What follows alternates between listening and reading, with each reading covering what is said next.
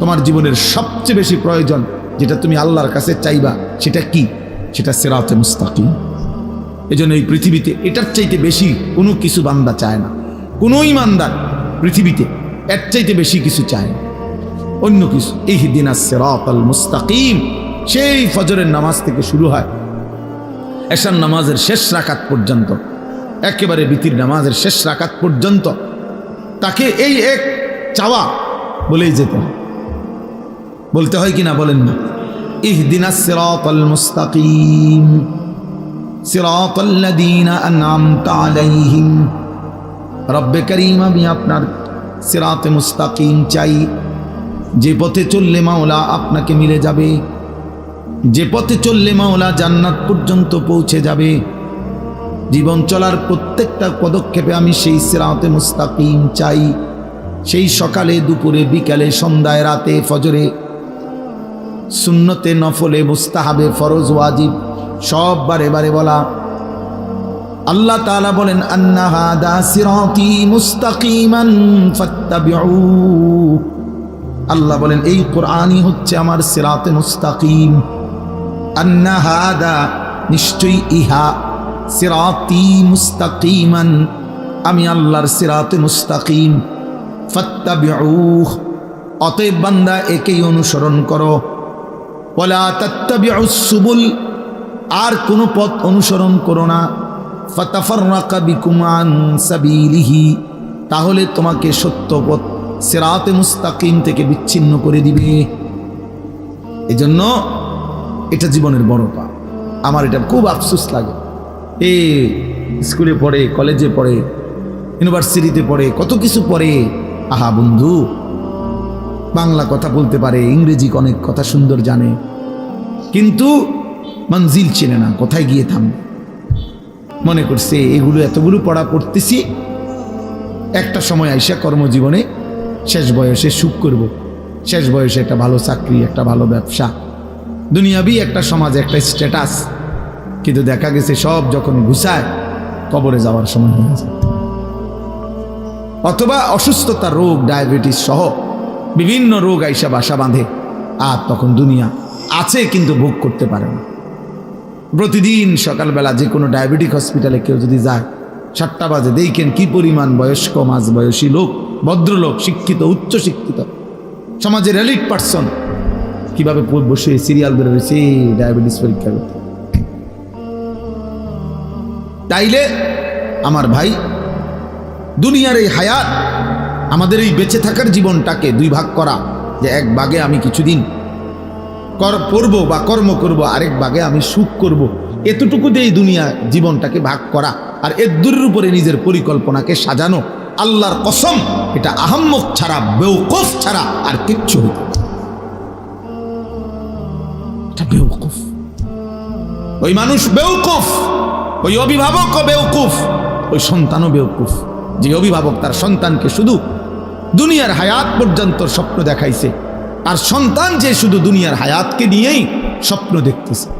অথচ এত লম্বা আখেরাত, এত লম্বা কবর, এত অনন্তকালের আখেরাত, এই বিষয়ে তার জানা আছে পর্যাপ্ত না প্রস্তুতি আছে পর্যাপ্ত? এক লাইন কোরআন শরীফ দেখে দেখে মুসলমান কত কিছু পড়লো, শিখলো, কিন্তু আল্লাহর কোরআনের একটা লাইন সাইয়া সাইয়াও শুদ্ধ পড়তে পারে না। হায় হায়, ওই জিন্দিগির উপরে লানত, লানত ওই জীবনের উপরে বেটা, লানত ওই জীবনের উপরে বেটা, অভিশাপ ওই জীবনের উপরে। মুসলমান এত বড় নিকৃষ্ট হয় কেমনে? যে আমার যিনি মালিক, আমার যিনি মনিব, আমি তার কালামই পড়তে পারি না। তা আমার এই জিহ্বারের সার্থকতা কি? আমার চোখের সার্থকতা কি? আল্লাহ আমারে চোখে দিল কেন? আল্লাহ আমারে জবানি দিল কেন? আমারে বানাইলই কেন? ভাত, মাছ, চাল, ডাল, পেশাব, পায়খানা, ঘুম, স্ত্রী মিলন, যৌন চাহিদা পূরণ, এ তো জানোয়ারের আখলাক, এ তো জানোয়ারেরও পূরণ হয় মিয়া।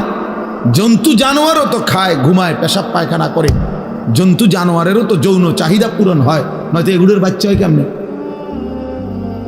গরু ছাগলের বাচ্চা হয় কেমনে মিয়া? তো জীবন মানে এটুকুই যদি হয়, তো আমি মুসলমান হিসেবে বিশেষত্ব কি? আমি ইমানদার হিসেবে আলাদা পরিচয় কি? ভাত কত খাই এই কারণে আমি মুসলমান নাকি?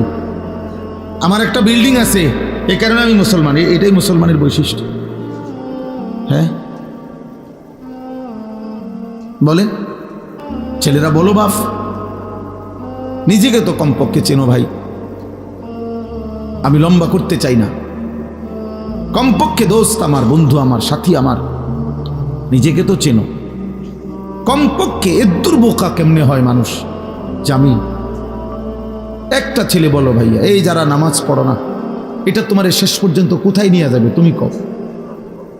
যারা দিন রাত নারী দেখো, ছবি দেখো, মোবাইল নিয়ে পড়ে থাকো, বন্ধু কোথায় গিয়ে থামবা বলো ইনসাফ করে? একজন সুদখোর বলেন, এই হারামখোর, তোর বেটা প্রয়োজন শেষ হবে কোন দিন? নাফরমান কোন হারামখোর সুদখোরের প্রয়োজন দুনিয়ায় শেষ হয়েছে কোনোদিন? না, কোনদিন ঘোষণা দিছিনি কোনো হারাম করে যে আজ এত বছর হারাম খাইতে খাইতে আল্লাহর রহমতে এখন আর আমার লাগে না, আমার সব প্রয়োজন পূরণ হয়ে গেছে। তাইলে এই জন্য নিজের উপরে কমপক্ষে আত্মভোলা হয়ে যাওয়া, নিজেকে ভুলে যাওয়া, এর চাইতে বড় লানত, দুর্ভাগ্য আর কিছু হইতে পারে না। যে আমি আমাকে ভুলে গেছি, আমি আমারই চিনি না। আর ফাআনসাহুম আনফুসাহুম, কোরআন শরীফ আল্লাহ বলছে, আমার শায়েখ আল্লামা মুফতি মুশতাকুর নবী সাহেব বলছেন যে আল্লাহ তাআলা কোরআনে সবচেয়ে বড় ধমক কি দিছে?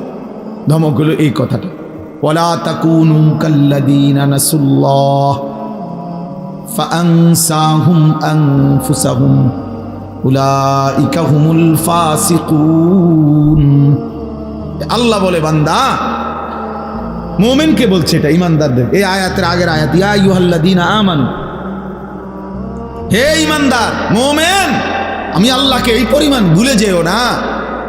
ওয়ালা তাকুনু কাল্লাযীনা নাসুল্লাহ, এমন হয়েও না যে যারা আমি আল্লাহকে লম্বা সময় ভুলে গেছে।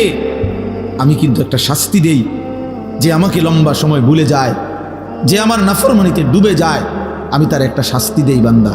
শাস্তিটা হলো ফাআনসাহুম আনফুসাহুম, আমি তাকে নিজের পরিচয় ভুলাই দিই।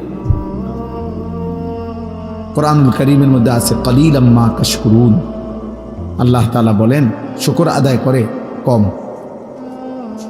কালীলাম মা তাযাক্কারুন, কোরআনে আল্লাহ বলেন উপদেশ গ্রহণ করে কম। ওয়া কালীলুম মিন ইবাদিয়াশ শাকুর, আল্লাহ বলেন আমার শুকরকারী বান্দা পরিমাণে কম। তাহলে আল্লাহর অনুগত, আল্লাহর কথা শুনে আল্লাহর কথার প্রতি কৃতজ্ঞ হয়, এরকম পরিমাণ সবসময় কমই হবে। এটা নিয়ে আফসোসের কিছু নেই, কম কিংবা বেশি, সফলতা কিংবা ব্যর্থতার কিছু নেই। এখানে মনে করেন 50,000 লোক হইলে আমার কবর রাজা মাফত, কথা কয় না তো আল্লাহ বলি কি, আমার বুটও খারাইলাম না, কবর রাজাবও মাফ হইল না, তাহলে আমার কি হইল? কাজে এখানে সংখ্যা কোনো কি না বিষয় না, কতজন এটা কোনো কিছু। সবাই চিনলে সফল, সবাই না চিনলে ব্যর্থ, এটা কোরআন সুন্নাহর কথা না, এসে ইসলামের কোনো বক্তব্য না, জনপ্রিয়তা কোনো জরুরি কোনো বিষয় না। কোরআনুল কারীমের মধ্যে 25 জন নবী এবং রসুলের নাম আছে। কতজন? তো মোট নবী রসুল কি 25 জন? তো বাকিদের নাম নাই কেন? যাদের নাম নাই ওনারা ব্যর্থ। তাই পৃথিবীতে 5,000 সাহাবীর নাম কোনো কিতাবে নাই, সবগুলো কিতাব একসাথ করে একবারে বাড়ি সালাম দিলেও তো আমি হবে না। 5,000 সাহাবীর নামও একসাথে পাওয়া যাবে না। তো 1.25 লক্ষ সাহাবী তো বিদায় হজ্জের ময়দানে, আরাফাতের ময়দানে নবীজির সামনে ছিল। হজের সময় নবীজি যে বছর হজ করেছেন 1.25 লাখ সাহাবী ছিল। তাহলে 1,25,000 সাহাবীর মধ্যে 5,000-এর নামও তো কোনো কিতাবে নাই, কোনো বইতে নাই, ইতিহাসে নাই, নাই ওনাদের নাম কেউ জানে না। তাহলে যাদের নাম কেউ জানে না ওনারা ব্যর্থ তো আর কি, তাহলে সমস্যা কি? এই জন্য দোস্ত, সবাই চিনলেই সফল, না চিনলে ব্যর্থ এমন কিছু না। এটা কোনো বিষয়। বুজুর্গানে দিন বলে আল্লাহ তাআলার দুইটা নাম আছে, আয-যাহির আল বাতিন। এই দুই নামের অর্থ হলো, একটা নামের অর্থ হলো আয-যাহির, অর্থ হলো প্রকাশকারী, আল বাতিন গোপনকারী, আবৃতকারী, যিনি গোপন রাখেন। আর যাহির মানে যিনি প্রকাশ করেন। তো মুফাসসিরিনে কেরাম বলেন, মুহাদ্দিসিনে কেরাম বলেন যে আল্লাহ তাআলা তার নামের গুণ আল্লাহ তাআলা তার পছন্দসই বান্দার উপরে প্রয়োগ করেন, ইলকা করেন, ঢালেন। আল্লাহ তাআলা তার রহমান নাম থেকে কাউরে রহমতের সিফাত তার মধ্যে দেন কিছুটা, ফলে তার দিল খুব দয়ালু হয়। এরকম অনেক গুণ আল্লাহ তার বান্দাকে দেন, বৈশিষ্ট্য। এটা আল্লাহ তাআলা কুদরতি নিজাম। তো আল্লাহ তাআলা এই দুই নাম আল্লাহ তার ইচ্ছা মতো তার কোনো বান্দার উপরে জুহুর মানে প্রকাশকারী এই গুণটা দেন কাউরে, তো তখন দুনিয়া তাকে চেনে। আবার কারো উপরে আল্লাহ তাআলা ওই যে বাতেন গোপনকারী, তিনি এই গুণটা কাউকে ঢালেন কাউরে, তো তাকে পৃথিবীবাসী চিনে না, তিনি শুধু চিনে। তাহলে এই জন্য অনেক আউলিয়া কেরাম এমন আছে যা করে গোটা দুনিয়া চেনে। আবার এমন লাখো লাখো আউলিয়া আছে আল্লাহর প্রিয় বান্দা কেউ চেনে, পাহাড়ে জঙ্গলেই শেষ, ইন্তেকাল করছে, কেউ জানেও না, হাসরের ময়দানে দিন। এই জন্য দোস্ত, এটা একটা জরুরি বিষয়। কোরআন সুন্নাহর দৃষ্টিতে সংখ্যা পরিচিতি এটা কোনো বিষয় না, কতজন এটা কোনো কথা। সূরা ইয়াসিনের মধ্যে একটা ঘটনা আছে, ওয়াদরিব লাহুম মাসালান আসহাবাল কারিয়া। এই ঘটনার মধ্যে আছে তিনজন রাসূল আল্লাহর পক্ষ থেকে একটি এলাকার মানুষকে দিবানিশি কালেমার দাওয়াত দিছে, আল্লাহর দিকে দাওয়াত দিছে। তিনজন রাসূল মিলে একসাথে দিন রাত মানুষকে কালেমার দাওয়াত দেওয়ার পরে ইমানদার হইছে ওনাদের হাতে এই পুরা সময় একজন।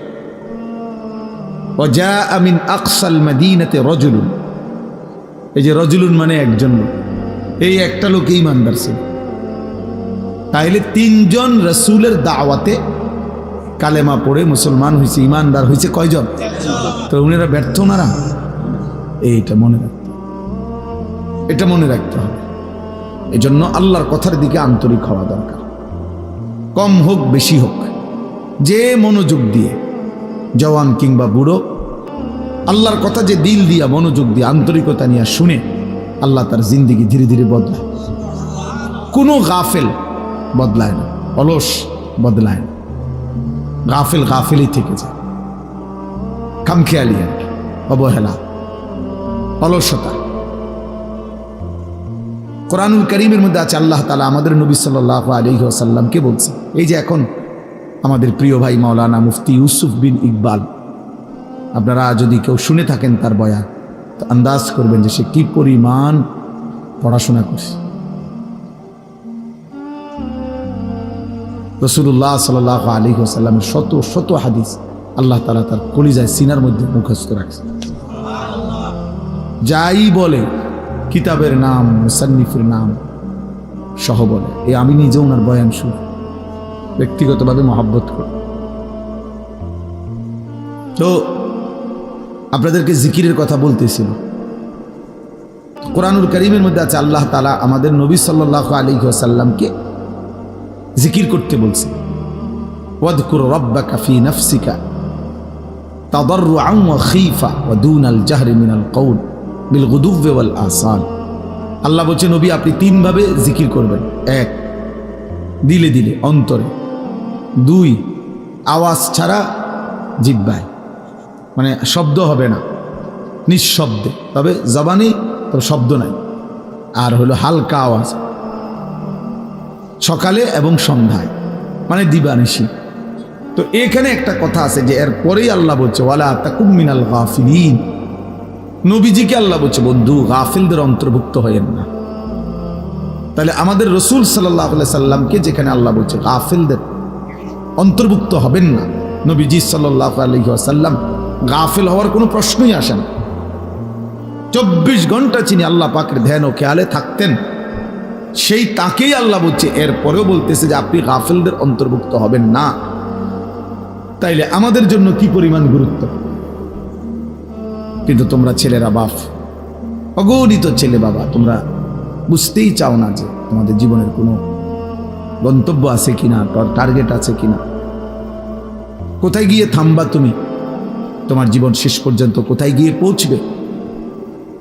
অসংখ্য ছেলে পেলে তোমরা জানো না, এই ক্ষণিকের শাহওয়াত, ক্ষণিকের মনের চাহিদা, কিছুক্ষণের যৌন চাহিদা, এই তোমার এই নারী, ছবি, মোবাইল, চুলের ফ্যাশন, অশ্লীলতা, বেহায়াপনা, অসভ্যতা, নোংরামি, সমবয়সী বন্ধুদের আড্ডা, আর কুকুর বিড়ালের মতো কিছু জঘন্য নিকৃষ্ট কথাবার্তা, যেটা মনুষ্যত্বের, মানবতার বহির্ভূত। এই কিছু কাজে লাখ লাখ শত শত ছেলে তোমরা জিন্দিগি শেষ করে দিচ্ছ। এভাবেই রাত বয়ে যায়, দিন শেষ হয়ে যায়। এমন সুন্দর যৌবন, এমন সুন্দর সময়, হায়াত অনাদরে, অবহেলায়, খামখেয়ালিতে জোয়ারের পানির মতো ভাইসা যেতেছে। অথচ আল্লাহর কসম, কোরআন কারীমের মধ্যে আছে প্রত্যেকটা মানুষ তার পিছনের এই সময়ের জন্য আফসোস করে, আর আল্লাহর কাছে একটু সময় হায়াত ভিক্ষা চাই। প্রত্যেক পাপী নাফরমান আল্লাহর কাছে একটু সময় চাই, কিন্তু আল্লাহ তাআলা এক সেকেন্ডের জন্য বিগত সময় আর ফেরত দিবেন না। কারো জন্যই কোনো সময় আর ফেরত আসবে না। হাত্তা ইদা জা আহাদাহুমুল মাউত ক্বালা রাব্বিরজিউন, আল্লাহ তাআলা বলেন, যখনই মৃত্যুর সময় ঘনিয়ে আসে তো নাফরমান বলে রাব্বিরজিউন, আল্লাহ আর কিছুদিনের জন্য আমার এই দুনিয়ায় ফেরত দেন। লাআল্লি আ'মালু সালিহান ফীমা তারাকতু, আয় আল্লাহ যদি এবার ফিরতে পারি, তাহলে যে আমলগুলো ছুটে গেছে এবার যদি যাইতে পারি, আজরাইলকে সরায় দেন, আমি এবার নেক আমল করব। কোরআনুল কারীমের মধ্যে আছে, আল্লাহ বলবেন কাল্লা, কখনোই না বান্দা, এটা হবেই না। আর কোনোদিন আমি আল্লাহ পেছনের সেই সময় ফেরত দেব না। ওয়ালা ইউআখিরাল্লাহু নাফসান ইযা জাআ আজালুহা, আল্লাহ বলেন প্রত্যেকের মৃত্যুর সময় যখন হয়েই যায়, তো আমি আল্লাহ তাআলা আর এক সেকেন্ডও তাখির, দেরি করি না, কাউকেই আমি আল্লাহ থাকতে দেই না।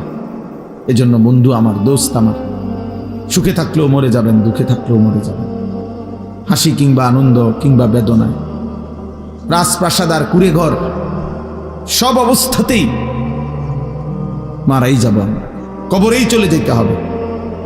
এই অনিবার্য বাস্তবতা, চিরন্তন এই সত্য যে আমাকে মরতে হবে, আমাকে চলে যেতে হবে, এটাকে অ্যাভয়েড করা, অস্বীকার করা, পাশ কাটানো, বুঝতে না চাওয়া, এটা নিতান্তই বোকামি ছাড়া আর কিছু না। কারণ বলে আমি বুঝি নাই এই জন্য আমার মরণ নাই, না, আপনি না বুঝতেও মরে যাবেন, আপনি খেয়াল না করলেও মরে যাবেন, খেয়াল করলেও মরে যাবেন, খুব কেয়ারফুল থাকলেও মরে যাবে, আর অসতর্ক থাকলেও মরে যাবে। তাইলে আমার ভাই, আমার বাপ, আল্লাহর কথা, এই কথা নিয়ে আজকের কথা না, শুধু আমাকে যেতেই হবে, চলে যেতে হবে। গন্তব্য চিনা, মঞ্জিল চিনা, আমি আসলে যাব কোথায়, যাচ্ছি কোথায়, থামবো কোথায়, খোদার কসম এটা বুঝা আল্লাহর সবচেয়ে বড় নিয়ামত। এটাই সিরাতুল মুস্তাকিম, যে আমি জানি আমি জিন্দিগি চলতেছি, আমার ঘর আমার শেষ মাথা না, আমার জীবন দোকান না, আমার জিন্দিগির শেষ প্রান্ত আমার বিল্ডিং না, আমার জীবনের শেষ প্রান্ত আমার ব্যবসা না, আমার জিন্দিগির শেষ প্রান্ত জান্নাত। ওই পর্যন্ত আমি কিভাবে নিরাপদে যাইতে পারবো, সঠিকভাবে যাইতে পারবো, সেই পথের সন্ধান তালাশ করা, খুঁজে পাওয়া, ওই পথে চলতে পারা, আল্লাহর কসম ভাইয়া, ওইটাই জীবনের সবচেয়ে বড় সফলতা। আর এই জন্যই আল্লাহ তাআলা বলছে, বান্দা তোমার জীবনের সবচেয়ে বেশি প্রয়োজন যেটা তুমি আল্লাহর কাছে চাইবা, সেটা কি? সেটা সিরাতুল মুস্তাকিম। এই জন্য এই পৃথিবীতে এটার চাইতে বেশি কোনো কিছু বান্দা চায় না, কোনো ইমানদার পৃথিবীতে এর চাইতে বেশি কিছু চায় না, অন্য কিছু। ইহদিনাস সিরাতাল মুস্তাকিম, সেই ফজরের নামাজ থেকে শুরু হয় এশার নামাজের শেষ রাকাত পর্যন্ত, একেবারে বিতির নামাজের শেষ রাকাত পর্যন্ত তাকে এই এক চাওয়া বলেই যেতে হয়। বলতে হয় কিনা বলেন না? ইহদিনাস সিরাতাল মুস্তাকিম সিরাতাল্লাযীনা আন'আমতা আলাইহিম রব্বে করিম আমি আপনার সিরাতে মুস্তাকিম চাই, যে পথে চললে মাওলা আপনাকে মিলে যাবে, যে পথে চললে মাওলা জান্নাত পর্যন্ত পৌঁছে যাবে। জীবন চলার প্রত্যেকটা পদক্ষেপে আমি সেই সিরাতে মুস্তাকিম চাই। সেই সকালে, দুপুরে, বিকালে, সন্ধ্যায়, রাতে, ফজরে, সুন্নতে, নফলে, মুস্তাহাবে, ফরজ, ওয়াজিব সব বারে বারে বলা। আল্লাহ তাআলা বলেন আন্না হাদা সিরাতি মুস্তাকিমান ফাত্তাবিউ। আল্লাহ বলেন এই কোরআনই হচ্ছে আমার সিরাতে মুস্তাকিম। আন্না হাদা নিশ্চয়ই ইহা, সিরাতি মুস্তাকিমান আমি আল্লাহর সিরাতে মুস্তাকিম, ফাত্তাবিউ অতএব বান্দা একেই অনুসরণ করো। ওয়ালা তাত্তাবিউস সুবুল আর কোনো পথ অনুসরণ করো না। ফাতাফাররাকা বিকুম আন সাবিলিহি তাহলে তোমাকে সত্য পথ সিরাতে মুস্তাকিম থেকে বিচ্ছিন্ন করে দিবে। এজন্য এটা জীবনের বড় পাপ। আমার এটা খুব আফসোস লাগে। স্কুলে পড়ে, কলেজে পড়ে, ইউনিভার্সিটিতে পড়ে, কত কিছু পড়ে। আহা বন্ধু, বাংলা কথা বলতে পারে, ইংরেজি অনেক কথা সুন্দর জানে, কিন্তু মঞ্জিল চিনে না, কোথায় গিয়ে থামবে। মনে করছে এগুলো এতগুলো পড়া পড়তেছি, একটা সময় আইসা কর্মজীবনে শেষ বয়সে সুখ করব, শেষ বয়সে একটা ভালো চাকরি, একটা ভালো ব্যবসা, দুনিয়াবি একটা সমাজে একটা স্ট্যাটাস। কিন্তু দেখা গেছে সব যখন ঘুষায় কবরে যাওয়ার সময় হয়ে গেছে। অথবা অসুস্থতা, রোগ, ডায়াবেটিস সহ বিভিন্ন রোগ আইসা বাসা বাঁধে, আর তখন দুনিয়া আছে কিন্তু ভোগ করতে পারে না। প্রতিদিন সকালবেলা যে কোনো ডায়াবেটিক হসপিটালে কেউ যদি যায়, 7টা বাজে, দেখেন কি পরিমাণ বয়স্ক, মাঝবয়সী লোক, ভদ্রলোক, শিক্ষিত, উচ্চ শিক্ষিত, সমাজের এলিট পার্সন কিভাবে বসে সিরিয়াল ধরে রয়েছে ডায়াবেটিস পরীক্ষা করতে। তাইলে আমার ভাই, দুনিয়ার এই হায়াত, আমাদের এই বেঁচে থাকার জীবনটাকে দুই ভাগ করা, যে এক ভাগে আমি কিছুদিন পড়বো বা কর্ম করব, আরেক ভাগে আমি সুখ করব, এতটুকু দিয়ে দুনিয়া জীবনটাকে ভাগ করা আর এর দূরের উপরে নিজের পরিকল্পনাকে সাজানো, আল্লাহর কসম এটা আহাম্মক ছাড়া, বেওকুফ ছাড়া আর কিচ্ছু হইত না। বেওকুফ, ওই মানুষ বেওকুফ, ওই অভিভাবকও বেওকুফ, ওই সন্তানও বেওকুফ, যে অভিভাবক তার সন্তানকে শুধু দুনিয়ার হায়াত পর্যন্ত স্বপ্ন দেখাইছে, আর সন্তান যে শুধু দুনিয়ার হায়াতকে নিয়েই স্বপ্ন দেখতেছে। অথচ এত লম্বা আখেরাত, এত লম্বা কবর, এত অনন্তকালের আখেরাত, এই বিষয়ে তার জানা আছে পর্যাপ্ত, না প্রস্তুতি আছে পর্যাপ্ত। এক লাইন কোরআন শরীফ দেখে দেখে মুসলমান কত কিছু পড়লো, শিখলো, কিন্তু আল্লাহর কোরআনের একটা লাইন সাইয়া সাইয়াও শুদ্ধ পড়তে পারে না। হায় হায়, ওই জিন্দেগির উপরে লানত, লানত ওই জীবনের উপরে, লানত ওই জীবনের উপরে, অভিশাপ ওই জীবনের উপরে। মুসলমান এত বড় নিকৃষ্ট হয় কেমনে, যে আমার যিনি মালিক, আমার যিনি মনিব, আমি তার কালামই পড়তে পারি না। তা আমার এই জিহ্বার সার্থকতা কি, আমার চোখের সার্থকতা কি? আল্লাহ আমারে চোখে দিল কেন? আল্লাহ আমারে জবানি দিল কেন? আমারে বানাইলই কেন? ভাত, মাছ, চাল, ডাল, পেশাব, পায়খানা, ঘুম, স্ত্রী মিলন, যৌন চাহিদা পূরণ, এ তো জানোয়ারের আখলাক, এ তো জানোয়ারেরও পূরণ হয় মিয়া। জন্তু জানোয়ারও তো খায়, ঘুমায়, পেশাব পায়খানা করে, জন্তু জানোয়ারেরও তো যৌন চাহিদা পূরণ হয়, নয়তো এগুলোর বাচ্চা হয় কেমনে? গরু ছাগলের বাচ্চা হয় কেমনে মিয়া? তো জীবন মানে এটুকুই যদি হয়, তো আমি মুসলমান হিসেবে বিশেষত্ব কি? আমি ইমানদার হিসেবে আলাদা পরিচয় কি? বাদ কত দেখাই, এই কারণে আমি মুসলমান নাকি? আমার একটা বিল্ডিং আছে, এই কারণে আমি মুসলমান, এটাই মুসলমানের বৈশিষ্ট্য? হ্যাঁ বলেন, ছেলেরা বলো বাপ, নিজেকে তো কমপক্ষে চেনো ভাই। আমি লম্বা করতে চাই না, কমপক্ষে দোস্ত আমার, বন্ধু আমার, সাথী আমার, নিজেকে তো চেনো কমপক্ষে। এর দুর্বোকা কেমনে হয় মানুষ, যে আমি একটা ছেলে বলো ভাইয়া, এই যারা নামাজ পড়ো না, এটা তোমার শেষ পর্যন্ত কোথায় নিয়ে যাবে তুমি কও? যারা দিন রাত নারী দেখো, ছবি দেখো, মোবাইল নিয়ে পড়ে থাকো, বন্ধু কোথায় গিয়ে থামবা বলো ইনসাফ করে? একজন সুদখোর বলেন, এই হারামখোর, তোর বেটা প্রয়োজন শেষ হবে কোন দিন? নাফরমান কোন হারামখোর সুদখোরের প্রয়োজন দুনিয়ায় শেষ হয়েছে কোনোদিন?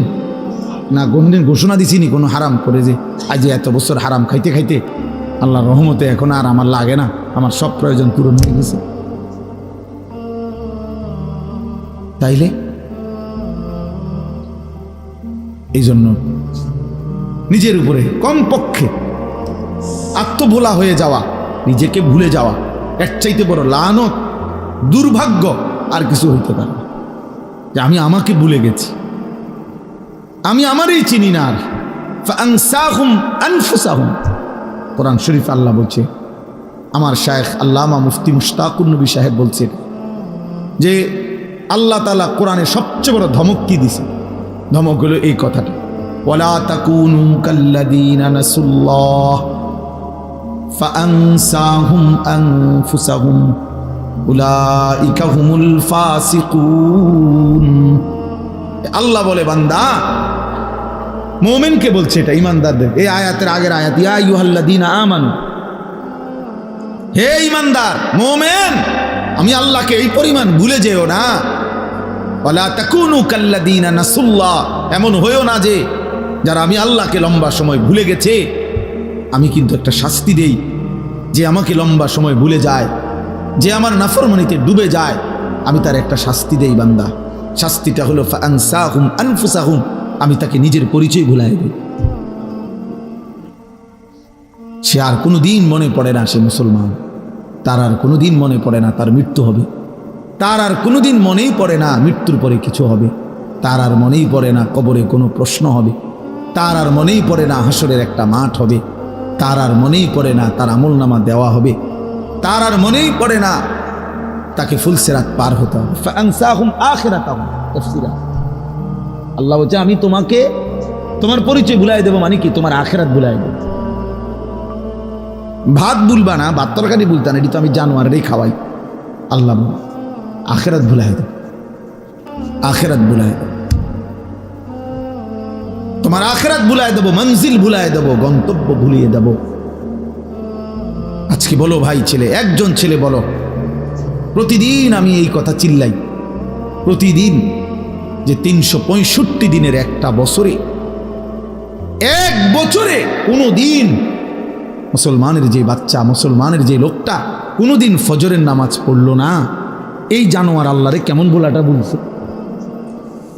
আমনে কোন এই জানোয়ার কত বড় জানোয়ার, এটা কত বড় নিকৃষ্ট জন্তু। কুত্তা তার চাইতে কোটি গুণ ভালো বেটা, কুত্তার চাইতে 1,00,000 গুণ ভালো। কুত্তা মালিকের নাফরমানি করে না। 365 দিনের এক বছরে কোনোদিন এই জানোয়ার কোনোদিন ফজরের নামাজ পড়ে না, অথচ সে কহে বলে মুসলমান। আরে তুই কি মুসলমান? তোরে মুসলমান বললে মুসলমান কারে কইব? হাইওয়ান। ভাত খাও দেখে মুসলমান, খানা তো জানোয়ারের আখলাক। ঘুম যাও দেখে মুসলমান, না ঘুম তো জানোয়ারেও যা। মুসলমান তো ঘুমকে বলে না। ইসলাম মানে ঘুম, ইসলাম মানে ভাতের থালা, ইসলাম মানে বিল্ডিং। সেজদা কি? সেজদা আল্লাহ বলছে সেজদা।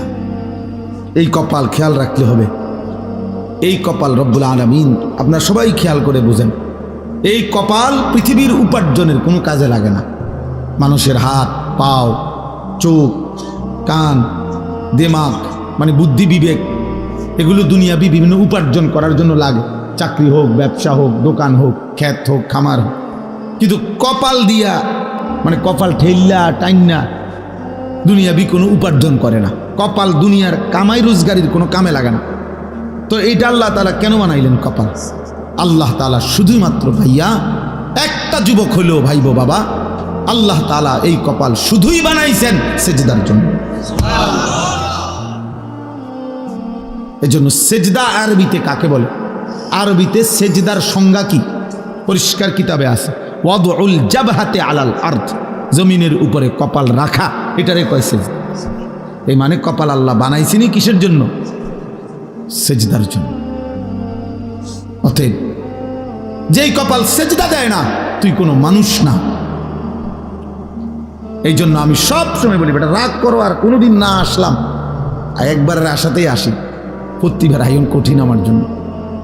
তার যদি কোনোদিন নাও আসি তো মনে রাখো, যারা এখানে যারা বসা, যাদের কপালে সেজদা নাই, যারা নামাজ পড়ো না, তোর ওই কপালে থুতু মারলাম, থু থু তোর কপালে, থুতু মারি তোর কপালে, থু তোর কপালে, লানত তোর কপালে। আল্লাহ কোরআনে তোকে লানত দিছে, ওয়া ইন্না আলাইকা লানাতা ইলা ইয়াউমিদ্দিন। আল্লাহ বলছে, ইবলিস সেজদা দিলি না, ঠিক আছে, আজকের থেকে নিয়ে কিয়ামত পর্যন্ত তোর উপরে আল্লাহর লানত। যা ভাত খা জানোয়ার, খানা তোর খাওয়াবো, খানা যে তুমি কুত্তারে খাবাই, তোরে খাবাইতাম না, খা। ভাতে না খাবি বেটা, খাবি আর পেশাব করবি, বাথরুমে যাবি, খা। নারী দেখ, ছবি দেখ, উলঙ্গ দৃশ্য দেখ, আর কি জানোয়ারের মতো চলতে থাকো, একদিন ধাক্কা দিয়ে জাহান্নামে ফেলে দিও। ওমান ইউশাকিকির রাসূল মিন বাদি মা তাবায়্যানা লাহুল হুদা ওয়া ইয়াত্তাবি' গায়রা সাবিলিল মুমিনিন। আল্লাহ বলেন, আমার রাসূলের বিরুদ্ধাচরণ যে করবে, আমার ইমানদার মুমিন যেই পথে চলে তার উল্টো পথে যে চলবে, দুইটা অপরাধ।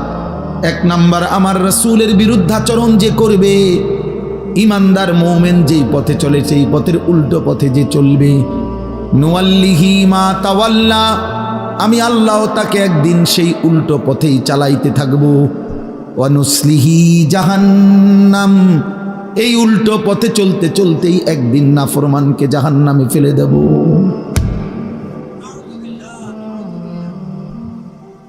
হ্যাঁ ভাইয়া, ভাত খাওয়াবে ঠিক, কিন্তু যদি আল্লাহ কোনোদিন, আর আমার কথা রাগ হইও না দোস্ত, যারা নিয়মিত নামাজ পড়েন না, হালাল খান না, সুদ খাইতেছেন, ঘুষ খাইতেছেন, কিস্তি লইতে আছেন, ওজনে কম দিতে আছেন, বেডি নাচে, নাচ দেখে, গান দেখে, বেপর্দা চলে, ঘরে টেলিভিশন চলে, নর্তকী নাচে।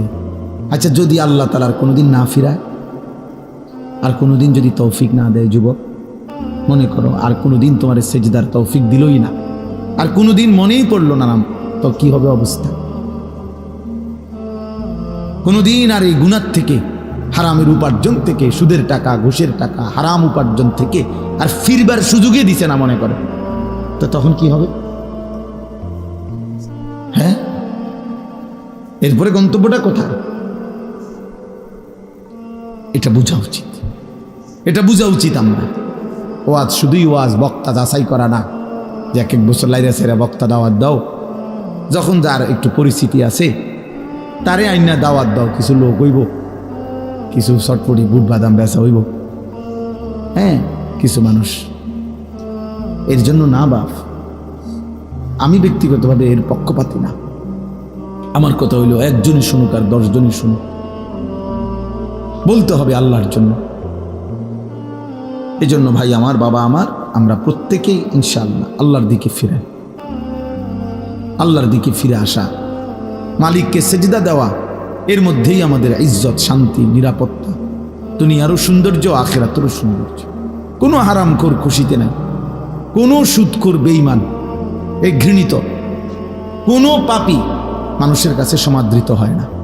কেউ হয়তো সামনাসামনি বেইজ্জতি হয়, কেউ হয়তো পিছনে হলেও কি হয়, বেইজ্জতি হয়। কোনো সুদ করে কেউ কোনো জোনায়েদ বাগদাদি কয় না। মানুষ এত বেকুব না, আপনি খাইবেন সুদ, আর মানুষের মাশাআল্লাহ মানে দেখতে একটা জোনায়েদ বাগদাদির মতো লাগে।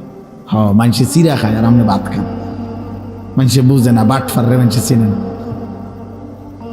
কথা বোঝেন নাই? যে মানুষ আলোকে আলোই বলে, অন্ধকারকে অন্ধকারই বলে। এই জন্য প্রত্যেকটা ফরমান সীমালঙ্ঘনকারী, জালেম বেইজ্জতি হয়। এটা সবক বন্ধু, সবক, এটা আমাদের জন্য শিক্ষা। একটা আদালত অঙ্গন, যাদের কথায় যার কথায় আঙ্গুলের ইশারায় যার উঠত বসত, থরথর করে কাঁপত, সময়ের অল্প দিনের ব্যবধানে আজ যখন সেই আদালতে তাকে নেওয়া হয়েছে, তোর পথচারীরা তারে থাবড়ায়, পৃথিবীবাসী দেখছে, পৃথিবীবাসী দেখছে, পথচারী থাবড়ায় তার, আর নির্বাক একটা শব্দ উচ্চারণ করার মতো হিম্মত নেই। কোথায় সেই অহংকারী, কোথায় সেই প্রতাপ? বলেন বলেন। সবক নে, শুধু রাজনীতির হিসাব না, জীবনের জন্য সবক নেওয়া উচিত, জীবনের জন্য। এই দেখবেন একদিন ইসরায়েলের এই কুত্তার পরিণতিও এমন নিকৃষ্ট হবে যে পৃথিবীব্যাপী ফেরাউন নমরুদের মতো পৃথিবীবাসী একদিন তাকে দিয়েও দৃষ্টান্ত দেবে, কোনো সন্দেহ নেই। এই নেতানিয়াহু নামের এই কুত্তারে দিয়েও একদিন পৃথিবীবাসী উদাহরণ দেবে যে ফেরাউন নমরুদের পরবর্তী এক নমরুদের উত্তরসূরি ছিল, ফেরাউনের এক উত্তরসূরি ছিল নেতানিয়াহু। শুনবেন, এজন্য কেউ ভাইয়া, কেউ না ইজ্জত পায় না বাপ, কোনো নাফর, আমি কিংবা তুমি, জওয়ান কিংবা বুড়া, সম্মান মিলবে না, সম্মান মিলবে না। এজন্য দয়া করে নিজের উপরে দয়া করেন, নিজের সুন্দর করেন, আখলাক সুন্দর করেন, হালাল উপার্জনের প্রতি যত্নবান হন। মানুষ ঘৃণাই করে। আরবিতে একটা প্রবাদ আছে, অফিকা ইউবুন অলিম না আছে আয়ুনুন। আমরা কিতাবে পড়ছি যে আরবিতে বলে, তোমারও দোষ আছে, মানুষেরও চোখ আছে। তোমারও দোষ আছে, মানুষেরও কি আছে? চোখ আছে। মানুষ চোখ বন্ধ করে থাকে না, কাজে মানুষ বুঝে। এই জন্য প্রিয় ছেলে ভাই, তোমাদেরকে বলি ভাই, যারা এক ওয়াক্ত নামাজ পড়ো না, তুমি এক মিনিট ভাইবা দেখো এই সমাজের মানুষ তোমাকে কি মনে করে। সারাক্ষণ নারী ছবি, মোবাইলে অস্থির দৃশ্য, তুমি ডানে বামে তাকায় দেখো, মানুষ তোমাকে প্রিয় মনে করে না অপ্রিয় মনে করে। তো আল্লাহর কাছেও তোমার ইজ্জত হারাইলা, কারণ গুনাহ তো কোনো পাপীকে তো আল্লাহ তাআলা সম্মানিত করবে না, করবেন তো মানুষের কাছেও তো তুমি ঘৃণিত, মানুষের কাছেও তো ঘৃণিত। তো জীবনের অর্জন কোথায় বলে? আল্লাহ আমাদেরকে মাফ করে দেন। এর বিপরীতে আমরা এবার এই যে আয়াত পড়ছি, ইব্রাহিম আলাইহিস সালামকে লক্ষ্য করে, এই সংক্ষেপে আর অল্প একটু কথা বলি তাইলে শেষ। ইব্রাহিম আলাইহিস সালামকে লক্ষ্য করে আল্লাহ তাআলা এই কথাটা বলছেন। আমি যে আয়াতটা পড়ছি কোরআনুল কারীমের 17 নম্বর পারা 22 নম্বর সূরা, সূরায়ে হজ, এই সূরার 2টা আয়াত 27-28, এই 2 আয়াত পড়ছি। একজন শ্রেষ্ঠতম প্রিয় নবী ছিলেন ইব্রাহিম আলাইহিস সালাম। ইব্রাহিম আলাইহিস সালামের নাম আমরা সবাই জানি, আল্লাহ তাআলার বহুতই মহব্বতের একজন নবী, একজন রাসূল। আল্লাহ তাআলা যাকে নিজের খলিল বানাইছেন, ওয়াত্তাখাযাল্লাহু ইব্রাহিমা খলিলা। আল্লাহ তাআলা বলেন, আমি আল্লাহই ইব্রাহিমকে খলিল, বন্ধু বানাইলাম, বন্ধু বানাইলাম। আল্লাহ তাআলা কোরআনুল কারীমের মধ্যে বলছেন ইব্রাহিম আলাইহিস সালামকে যে সে একজন ব্যক্তি, কিন্তু পৃথিবীবাসী শুনো, আমি আল্লাহ বলতেছি আমার ইব্রাহিম একাই, কানা উম্মাতান, ইব্রাহিম একাই একটা জাতি। তিনি একজন ব্যক্তি না, বরং এক ব্যক্তি একটা জাতি, জাতি। আল্লাহ তাআলা কোরআনুল কারীমের মধ্যে বলছে, আল্লাহ তাআলা কোরআনে বলছে, ইন্নী জাইলুকা লিন-নাসি ইমামা। ইব্রাহিম, আমি তোমাকে পৃথিবীবাসীর গোটা বিশ্ব মানবতার ইমাম বানিয়ে দিলাম, ইমাম বানিয়ে।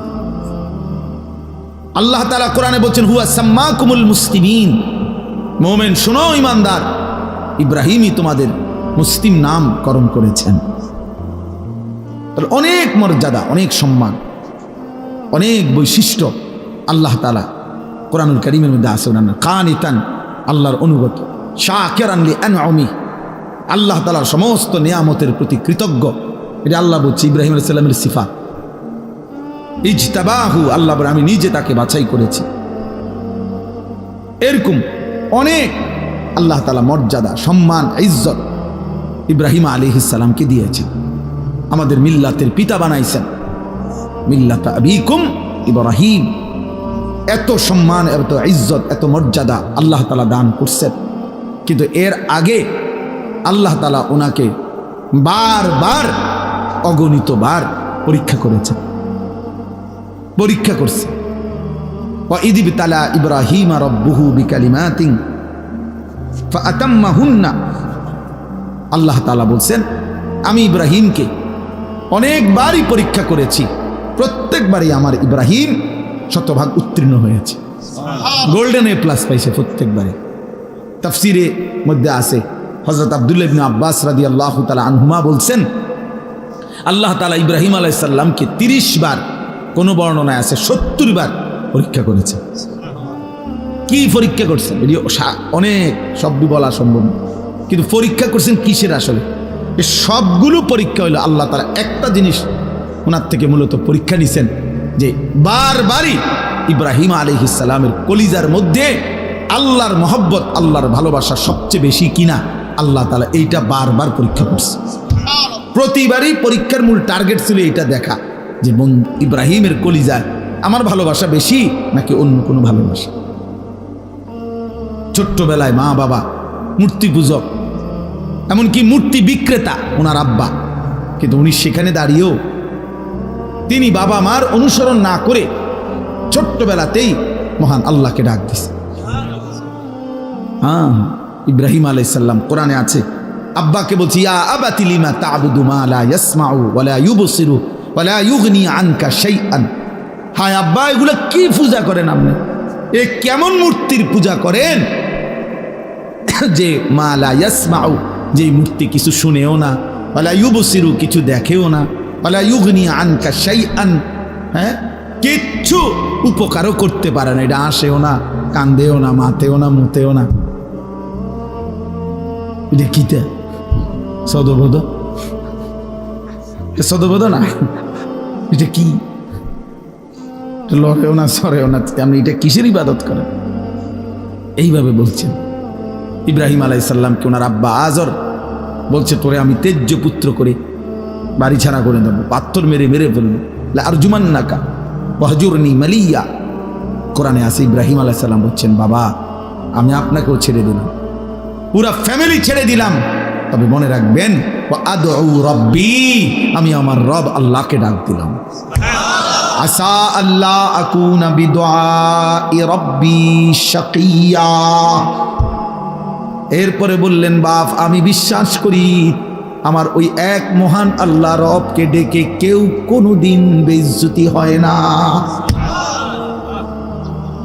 রবকে ডেকে কেউ বেইজ্জতি হয় না, আল্লাহকে ডেকে কেউ লাঞ্ছিত হয় না।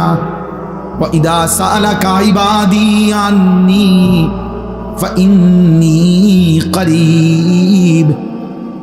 আল্লাহ বলে আমার বান্দা যখন আমার কাছে চায় আমি তার একদম কাছে চলে আসি। উজিবু দাওয়াতাদ দাঈ ইদা দাআনি।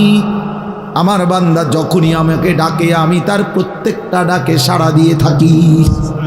জমিন থেকে বলে বান্দা, জমিন থেকে বান্দা বলে আল্লাহ, রব্বে করিম আর শাজিম থেকে বলে বলো না বান্দা, বলো না। বান্দা বারবার বলে, জিকির করে, তাসবিহ পড়ে, কখনো বলে সুবহানাল্লাহ, কখনো বলে আলহামদুলিল্লাহ, কখনো বলে আল্লাহু আকবার, কখনো বলে লা ইলাহা ইল্লাল্লাহ। এভাবে আল্লাহকে ডাকতে থাকে, ডাকতে থাকে। আল্লাহ আল্লাহ আল্লাহ আল্লাহ আল্লাহ আল্লাহ। প্রতিবারই বলে বলো না বান্দা, বলো না লাব্বাইক আবদি, বান্দা আমি তো আছি, বলো না কি চাচ্ছ, কি চাচ্ছ বলো না। কিন্তু বান্দা কিছুই বলে না, শুধু আল্লাহকে ডাকে, আল্লাহকে ডাকে, আল্লাহকে ডাকে। হাদিসের মধ্যে আছে একটা পর্যায়ে আল্লাহ নিজেই তখন বলতে থাকে, আমি বুঝছি বান্দা তুমি আমারে ডাইকা মজা পাইছো, ঠিক আছে বান্দা তুই আমারে ডাকতে থাক, আমি আল্লাহ নিজেই তোকে দিতে থাকি। আমি জানি বান্দা তোর ছেলেটা অসুস্থ, মেয়েটা অসুবিধায় আছে, একটা ছেলে বিদেশে ঝামেলায় আছে, বউটার শরীর ভালো না, তোর নিজেরও শরীর ভালো না, তোর কোথায় কি অসুবিধা আমি তো জানি সব। তুই আমারে শুধু ডাকতে থাক, আমি তোর প্রয়োজন পূরণ করতে থাকি। মান শাগালাহু যিকরি আন মাসআলাতি আতাইতুহু আফদালা মিম্মা উতিয়াস সাইলিন। হাদিসে কুদসিতে আছে, আল্লাহ বলে আমার যে বান্দা আমার জিকির করতে করতে আমার কাছে চাইতে সময় পায় নাই, আমি তারে সবাই চাইয়া যে টুক নিছে তার চাইতে বেশি দিয়ে দেব। আসা আল্লাহ আকুনা বিদুআই রাব্বি শাকিয়া। এজন্য ছোট্টবেলা থেকে ইব্রাহিম আলাইহিস সালাম পরীক্ষা দিয়েছে। নমরুদের আগুনের কুণ্ডুলিতে যখন পড়ে, তখন ইব্রাহিম আলাইহিস সালাম অগ্নিকুণ্ডে পড়ার সময় জিব্রাইল, মিকাইল, ইসরাফিল, আজরাইল এরকম 4 জন ফেরেশতারা আয়েশা ইব্রাহিম আলাইহিস সালামকে সাহায্য করতে চাইছে। তাফসিরে আছে যে ফেরেশতারা বলছে আপনি আমাদের কাছে সাহায্য চাইলে আমরা আপনাকে আগুনের এই কুণ্ডুলি থেকে বাঁচিয়ে দেব। ফেরেশতারা তাফসিরে আছে ইব্রাহিম আলাইহিস সালাম তখনও বলছেন না না, জানো না, সরো তোমরা, আমি যার জন্য আগুনে পড়তে যাচ্ছি তিনি আমাকে দেখছেন। হাসবি আল্লাহ, আমার আল্লাহই যথেষ্ট। এই আল্লাহ এগুলো পরীক্ষা করছে বারবার কলিজার ভিতরে 24 ঘন্টা, আমি নাকি গায়রুল্লাহ নাকি অন্য কেউ। এইভাবে পরীক্ষা করে করে 84 বছর বয়সে আল্লাহ তাকে একটা ছেলে দিছেন, ইসমাইল। বলছে ছেলে দিলাম, কোলে নিতে পারবে না, চুমা দিতে পারবা না, আমি সাইয়া থাকবা। ও ঠিক আছে, আমি আপনাকে ভালোবাসি। এরপরে কয়দিন পরে আল্লাহ বলছে এবার আর সাইটাও ফাটতারা, দূরে দিয়ে আসো, চোখের আড়ালে যাও, বাচ্চারে বাচ্চার মারে হাজেরাকে দিয়ে আসো। তো আল্লাহর ঘরের কাছে, কাবার কাছে, মরুভূমিতে, খাদ্য পানি জনমানবহীন, ঘাস লতা পাতাবিহীন জায়গাতে একাকি রেখে আসছে। কয়দিন পরে আল্লাহ বলছে ইব্রাহিম, প্রথমে তো দেখতে দিছি, ছুঁইতে দেই নাই, এরপরে আড়ালে রাখছি, এবার আড়ালেও রাখবো না, এবার জবাই করে দাও। ইব্রাহিম আলাইহিস সালাম বলেন মাওলা আপনি জানেন না আমি আপনাকেই ভালোবাসি। বারবার পরীক্ষা নিল, আমি ইব্রাহিম, আমি হারতে চাই না মাওলা, আমি জিতবই, আমি জবাই করবই। তো ঠিক এই গর্দানে ছুরি রাখছে। তো ইব্রাহিম আলাইহিস সালাম কি তামসা করে জবাই করতেছিল না বাস্তবিকই? উনি বাস্তবিকই চাইছে, উনি ঠিক মতোই জবাই করতে চাইছে। আল্লাহ তাআলা জবাই হইতে দেন নাই। কিন্তু আমার বলার উদ্দেশ্য হলো এই সমস্ত পরীক্ষার বিনিময়ে আল্লাহ তাআলার কাছে বারবার বারবার সর্বপ্রথম খতনা, এই যে পুরুষের যে খতনা করায় বাচ্চার, এই খতনা, এই হুকুম আল্লাহ প্রথম ইব্রাহিম আলাইহিস সালামকে দিয়েছেন। লা হাওলা ওয়ালা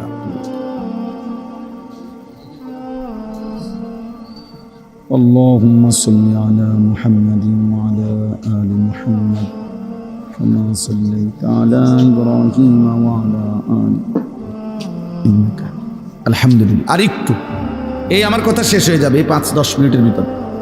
তো দেখেন এইভাবে ইব্রাহিম আলাইহিস সালাম তার জীবনের এই সমস্ত পরীক্ষার বিনিময়ে যখন উত্তীর্ণ হয়েছেন, এইভাবে এই যে কইলাম উনি সর্বপ্রথম আল্লাহ তাআলা খতনার হুকুম ওনাকে দিয়েছেন। উনি বয়সকালে নিজের খতনা নিজে করাইছেন। প্রথম দাড়ি চুল এই পৃথিবীতে প্রথম ব্যক্তি যার দাড়ি চুল সাদা হয়েছে বুড়ার কারণে, বয়সের কারণে, ইব্রাহিম আলাইহিস সালাম। আউয়ালু মান শাবা, মানে উনার আগে আদম আলাইহিস সালামের পরে কারো চুল দাড়ি সাদা হতো না, বুড়ো হইল সর্বপ্রথম আল্লাহ তাআলা উনার চুল দাড়ি সাদা বানাইছেন। কওমের লোকেরা বহু মন্দ কইছে যে ধর্মান্তরিত হওয়ার কারণে, বাপদাদার ধর্ম ছেড়ে দেওয়ার কারণে চেহারা পাল্টায় গেছে। কিন্তু ইব্রাহিম আলাইহিস সালাম আল্লাহ তাআলার মহব্বতকে প্রাধান্য দিয়ে কারো কোনো নিন্দায় তিনি সামান্যতম প্রভাবিত হন নাই। এইভাবে বারবার বারবার পরীক্ষা দিয়ে ইব্রাহিম আলাইহিস সালাম যখন উত্তীর্ণ হয়েছেন, সেই উত্তীর্ণ হওয়ার পরে আল্লাহ তাআলা তাকে এবার বলছি ইব্রাহিম আমি তো তোমার কিছু একটা পুরস্কার দিতে চাই, চলো ইব্রাহিম, পুরস্কার স্বরূপ আমার ঘর, কায়নাতের সর্বশ্রেষ্ঠ ঘর, আমি আল্লাহ তাআলার ঘর কাবা তোমার হাত দিয়ে বানাই দিচ্ছি। যাও তুমি আমার ঘর বানাও। আমার এই ঘর আমি আদম আলাইসাল্লামের জামানায় ফেরেশতাদের মাধ্যমে বানাইছিলাম। নূহ আলাইসাল্লামের জামানায় আমি ঘরের উপরের প্রাচীর দেওয়াল তুফানের সময় আমি উঠাই নিয়েছিলাম। অনেক দিন হয়েছে আমার ঘরের ভিত্তি আছে নিচে, কিন্তু উপরের আর বানাই নাই। এবার তোমারে দিয়ে বানাই, তো তুমি আমার ঘর বানাও। ইব্রাহিমা মাকানাল বাইত, আল্লাহ বলেন আমি নিজে ইব্রাহিমকে তার জন্য আমার ঘর জায়গা সম্পূর্ণ নির্ধারণ করে দিলাম। এরপরে সংক্ষেপ কথা হলো, ইব্রাহিম আলাইহিস সালাম ওনার ছেলে ইসমাঈলকে নিয়ে আল্লাহর ঘর নির্মাণ করছেন। আল্লাহর ঘর নির্মাণ করার পরে আল্লাহ তাআলা তখন এই আয়াত আল্লাহ বলছে, ওয়াআদ্দিন ফিন্নাসি বিল হজ্জ, ইব্রাহিম তুমি যেহেতু আমার ঘর বানিয়েছ, অতএব আমার এই ঘরকে কেন্দ্র করে সারা পৃথিবীর আমার বান্দাদেরকে ঘোষণা দাও যে তারা যেন আমার এই ঘরকে উদ্দেশ্য করে হজে আসে। ওয়াআদ্দিন ফিন্নাসি বিল হজ্জ, হজ্জের ঘোষণা দাও। ইব্রাহিম আলাইহিস সালাম বললেন, আয় মাওলা, এত দূর দূরান্তে আপনার বান্দাদের কাছে আমি আওয়াজ পৌঁছাবো কেমন? আমি ডাক দিলে শুনবে কয়জন? তো আল্লাহ তাআলা বললেন, ইব্রাহিম আওয়াজ দেওয়া, ডাক দেওয়া, আহ্বান করা, আজান দেওয়া এটা তোমার দায়িত্ব, পৌঁছানো আমার দায়িত্ব।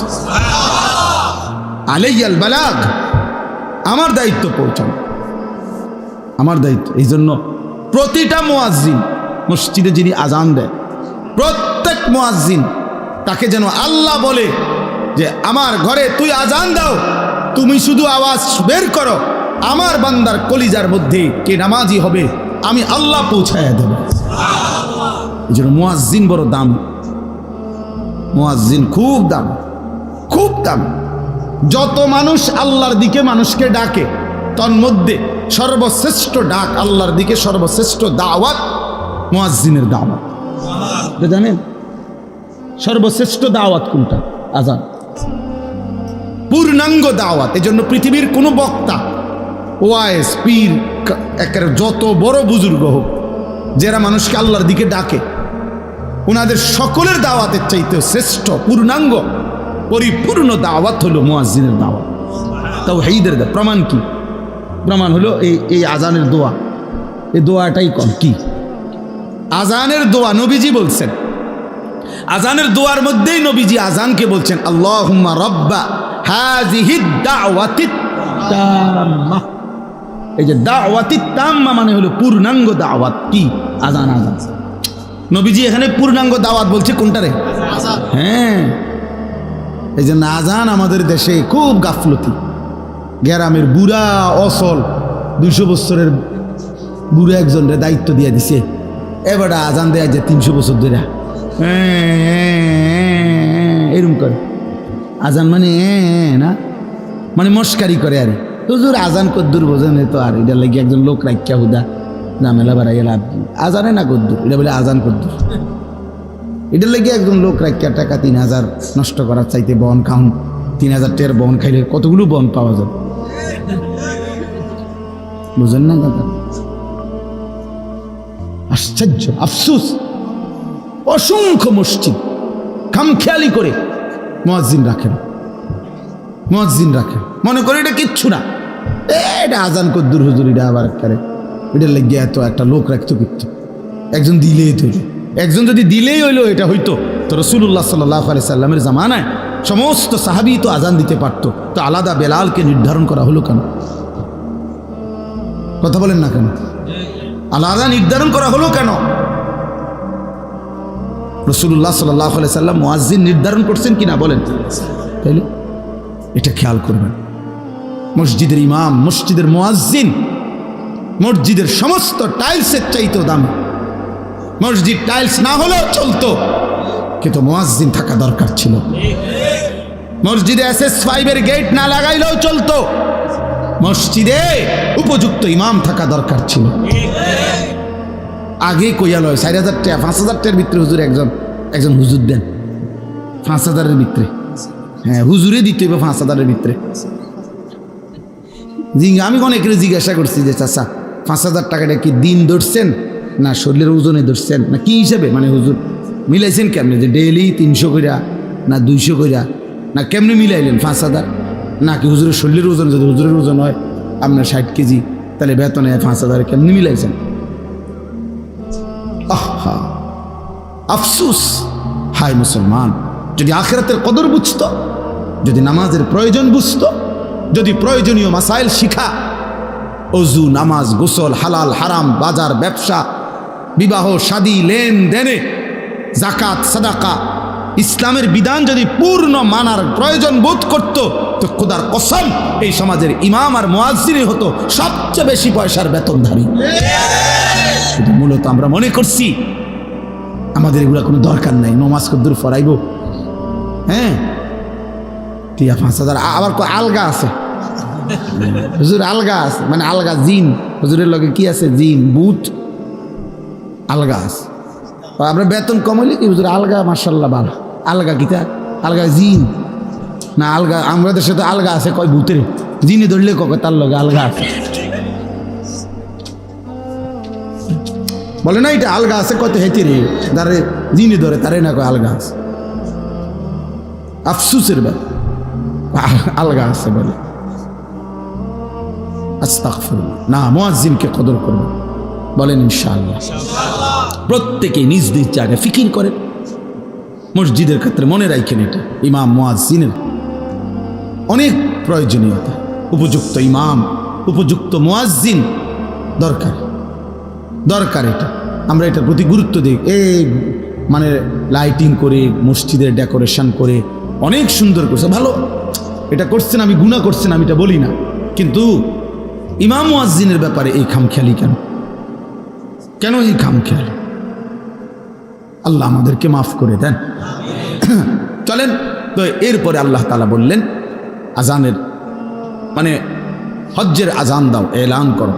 ইব্রাহিম আলাইহিস সালামকে আল্লাহ বললেন ইয়াতুকা রিজালান ওয়া আলা কুল্লি দামিরিন ইয়াতিনা মিন কুল্লি ফাজ্জিন আমিক। ইব্রাহিম, মনে রেখো তোমার আজকের আজান আমি আল্লাহ তাআলা কিয়ামত পর্যন্ত পৌঁছিয়ে দেব। আর কিয়ামত পর্যন্ত আমার এই ঘরকে কেন্দ্র করে কাছের যারা, তারা পায়ে হেঁটে, আর পৃথিবীর দূর দূরান্ত থেকে, প্রতিটা গলি প্রান্ত থেকে, পৃথিবীর শেষ প্রান্ত থেকেও আমার বান্দা তার বাহনে চড়ে আমার এই ঘরের উদ্দেশ্যে আসবে। ইন্তজাম আমি করব, তুমি শুধু আজান দিয়ে দাও। আজকে আলহামদুলিল্লাহ সারা পৃথিবীব্যাপী, আজও সারা পৃথিবীর ইমানদার, পৃথিবীর শেষ প্রান্তের মোমেনের কলিজার ভিতরেও আল্লাহর ঘর জিয়ারতের আকাঙ্ক্ষা আছে। যে দিলে আল্লাহর ঘর জিয়ারতের আকাঙ্ক্ষা নাই, এই হজের মাস দেখে এটা বললাম, যেই কলিজার মধ্যে আল্লাহর ঘর জিয়ারতের আগ্রহ জাগে না, কাবার ওই কালো গিলাফ যে দেখে নাই। আমি সবসময় বলি বাবা, ছেলেরা তোমাদেরকেও শুনো ভাইয়া, কালো ওই গিলাফ, কাবার ওই কালো ঘর, কালো গিলাফ, আল্লাহর ঘরের সৌন্দর্য যে দেখে নাই, যে চোখ, মদিনার রওজা, সবুজ গম্বুজ যে চোখ দেখে নাই, আমি সবসময় বলি ওই চোখ কিছুই দেখে নাই। আরে বেটা তুই কিছুই দেখোস নাই বেটা, কালো গিলাফের সৌন্দর্যই দেখলা না, সবুজ গম্বুজের সৌন্দর্যই দেখলা না, মদিনার রওজায় দাঁড়াইবার আগ্রহই জাগলো না, তোমার তো দিলে নাই বেটা, তোমার তো কোনো কলিজাই নাই বেটা। এজন্য প্রত্যেকের কলিজার ভিতরে এটা জাগা উচিত। আফসোসের ব্যাপার, 3টা ছেলে বিদেশ পাঠাইছে, 3 লাখ 3 12 36 লাখ টাকার ব্যবস্থা হয়েছে। বাড়িতে একখান বিল্ডিং করছে, বিল্ডিং বাবদ 20 লাখ টাকা খরচ হয়েছে। রাস্তার লগে জমি কিনছে, জমিগুলোর টাকা সব ব্যবস্থা হয়েছে, সব কিছু ব্যবস্থা হয়েছে। কিন্তু বুড়া এমন ডাকাত, 60 বছর বয়সও জিগাইলে হজ করতেন না, না এটি কি আর আমগো কাম নেই, সংসার করতে করতে তো জীবন শেষ, সংসার করতে করতে জীবন শেষ, বুঝলেন না? এখানের 6 লাখ টাকা আর কোনো দিন ব্যবস্থা হয় না, কিন্তু 8 দিনের ভিতরে ভিসা নইলে ক্যান্সেল হয়ে যাবে 12 লাখ টাকা। আল্লাহু আকবার, বুড়ার শৈলী আলগা বর করে, ঠিকই 12 লাখ টাকা উনি 2 দিন আগেই কি করে ফেলে, হ্যাঁ, অথচ হজ্জের টাকা হয় না। আল্লাহর ঘর জিয়ারতের স্বপ্ন জাগে না, আল্লাহর ঘর জিয়ারত। রাসূলুল্লাহ সাল্লাল্লাহু আলাইহি ওয়াসাল্লাম বলেন, পরিষ্কার হাদিস, যার উপরে হজ ফরজ হলো অথচ হজ না করে মরে গেল, কসম আল্লাহ, নবীজি বলে আমি জানি না এটা হয় ইহুদি মরলো নয় খ্রিস্টান মরলো, মুসলমান মরলো না। অতএব এইটাই আমার শেষ কথা, দয়া করে ভাবতে শিখেন। একটা শুধু উদাহরণ বলি, মনে করেন একজন, এই আপনার একজন চাচা, আপনার বসতের ভিটাটা ছাড়া 10 শতক জায়গা আছে, মনে করেন আলগা, রাস্তার লগে, খেতে, কেন দিয়ে হোক, এটা বসত না, আলগা জমি।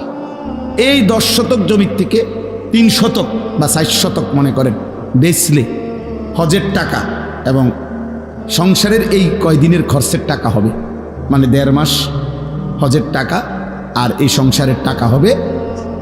আর বাকি যেই জমিটা রইছে এইটা ফিরে আসলে এটা দিয়েই তার সংসার চলবে।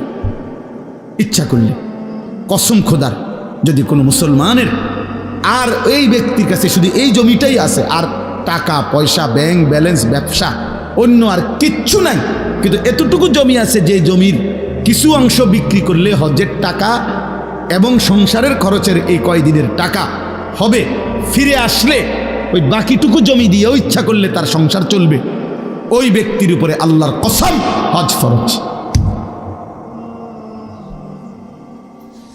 এবার আপনারা হিসাব করেন বইয়া বইয়া কি পরিমাণ মুসলমানের উপরে হজ ফরজ। হ্যাঁ না, হেবাটা হজাইতো না, যাইব কেমনে? গেলাম হইলে তারা 3 ওগারে বিদেশ পাঠাইছি, তারারে যদি আল্লাহ লোয়াইতো, তারা যদি পাঠাইতো, হেবাটা বইয়া বইয়া চাদোয়ানে বন খায়, বিড়ি খায়, আরে গপ মারে।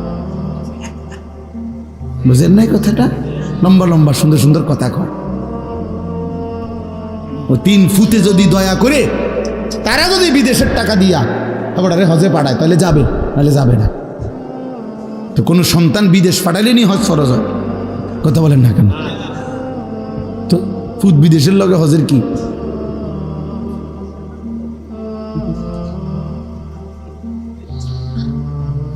আল্লাহ আমাদেরকে মাফ করে দেন। এজন্য বারবার বলতেছি, হজ্জের এই মাসে, এটা আমার এই দ্বিতীয় শেষ কথা এটাই, হজের এই পবিত্র মাসে আল্লাহর বান্দারা ছুটছে। ইতিমধ্যে আল্লাহর বান্দারা প্রতিদিন ফ্লাইট হইতেছে, আল্লাহ চাহে তো আমরাও যাবো ইনশাআল্লাহ। এই জন্য আমি সবার জন্য দোয়া করি। আমার ড্রাইভার, আমার সাথে আমারটা ছেলে থাকে, ওরারে বলছি 200 টাকা করে জমাও। নিজে বলছি আমি, আপনি জিজ্ঞাসা করে দেখে, আমি বলছি 200 টাকা করে জমাও, 200 টাকা। তুমি পুরা টাকা মিলাই তারতা না, রব মিলাবে, রব তোমার দিল চাইবে, ঠিকই ব্যবস্থা হয়ে যাবে, ঠিকই ব্যবস্থা হয়ে যাবে। আপনি আলাদা করেন। এ কিশোর যুবক ভাই, তোমরাও 100 বার 1000 কোটি বার কক্সবাজার দেখা আর 1000 কোটি বার পৃথিবীর দর্শনীয় স্থানগুলো দেখার চাইতে মালিকের ওই কাবার গিলাফ দেখা একবার কোটি গুণে শ্রেষ্ঠ। তুমি এটা আন্দাজই করতে পারবা না ওই ঘর দেখার স্বাদ কেমন, ওই ঘর দেখার মজা কেমন। এজন্য দয়া করে রাসূলুল্লাহ সাল্লাল্লাহু আলাইহি সাল্লামের রওজায়ে আতহারে যাওয়া তার চাইতে বড় সৌভাগ্য কি? আমি প্রথম যে বছর নবীজির রওজার সামনে দাঁড়াইছি, তো আমি তাকাইয়েই রইছি আর কাঁদতেছিলাম আর বলতেছিলাম যে হায় রাসূল, সেই ছোট্টবেলার থেকে কতবার আপনার নাম নিলাম, কত কিতাব পড়লাম, কতভাবে আপনার নাম বললাম, আর আপনি এখানে, আপনি এখানে। এই জন্য আমরা প্রত্যেক ইনশাআল্লাহ আল্লাহর ঘর জিয়ারতের স্বপ্ন দেখব ইনশাআল্লাহ।